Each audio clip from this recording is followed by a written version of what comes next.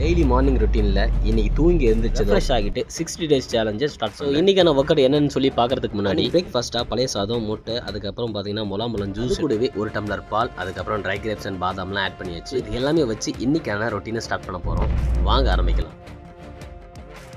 So இன்றைக்கி பொறுத்த வரைக்கும் இயர்லி மார்னிங்காக எந்திரிச்சதும் போயிட்டு ரெஃப்ரெஷ் ஆகி முடிச்சுட்டு மார்னிங் ரொட்டீனாக ஒர்க் அவுட் சேலஞ்சு ஸ்டார்ட் பண்ணேன். ஸோ இன்றைக்கான ஒர்க் அவுட் வந்து பார்த்தீங்க அப்படின்னா ஃபுல் பாடிக்கான ஒர்க் அவுட் தான். அதாவது செஸ்ட், ஆப்ஸ் அண்ட் ஆர்ம்ஸுக்கு மார்னிங் ரொட்டீன்லாம் முடிச்சுட்டு பிரேக்ஃபாஸ்ட்டுக்கு நைட்டு ஃபுல்லாக ஓடுனா பழைய சாதம், அது கூடவே பாயில் பண்ண 3 எக்கு, ஜூஸுக்காக முலாம்பழம் எடுத்துக்கிட்டு அது கூடவே ஒரு டம்ளர் பாலோட நம்ம எப்பயும் யூஸ் பண்ணுற பாதாம் எடுத்துட்டு அதுக்கப்புறம் ட்ரை கிரேப்ஸ் ஆட் பண்ணியிருக்கேன்.